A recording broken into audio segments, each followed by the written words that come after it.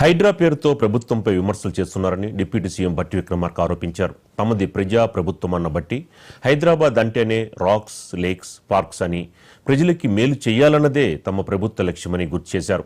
ప్రజా ఎజెండానే తప్ప వ్యక్తిగత ఎజెండా లేదన్న భట్టి హైడ్రాపై నిరాధార ఆరోపణలు చేస్తున్నారని ఫైర్ అయ్యారు. తప్పుడు ఆరోపణలతో ప్రజల్ని తప్పుదోవ పట్టిస్తున్నారని, చెరువుల ఆక్రమణ హైదరాబాద్కి పెను ప్రమాదంగా మారిందని, ఇక్కడ క్రమేపీ చెరువులు మాయమవుతున్నాయని ఆవేదన వ్యక్తం చేశారు.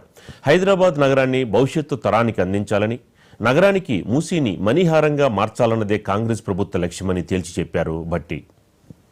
హైడ్రా పేరు మీద ప్రతిపక్షాలు కానీ లేకపోతే ఇంకా కొన్ని వ్యవస్థలు కానీ రాష్ట్ర ప్రభుత్వంపై చేస్తున్నటువంటి నిరాధారమైనటువంటి ఆరోపణలు కానీ లేకపోతే మూసీ రిజర్వేషన్ సంబంధించి రాష్ట్ర ముఖ్యమంత్రి గౌరవ ముఖ్యమంత్రి శ్రీ రేవంత్ రెడ్డి గారు రాష్ట్ర ప్రభుత్వం వారి నాయకత్వంలో చేపట్టినటువంటి కార్యక్రమం పైన కొన్ని అపోహలు సృష్టించి తద్వారా రాష్ట్ర ప్రభుత్వం పైన పాలన పైన ఒక రకమైనటువంటి తప్పుడు ఆరోపణలతో ప్రజల్ని తప్పుదోవ పట్టించే కార్యక్రమానికి కొద్దిమంది ప్రయత్నం చేస్తూ ఉన్నారు.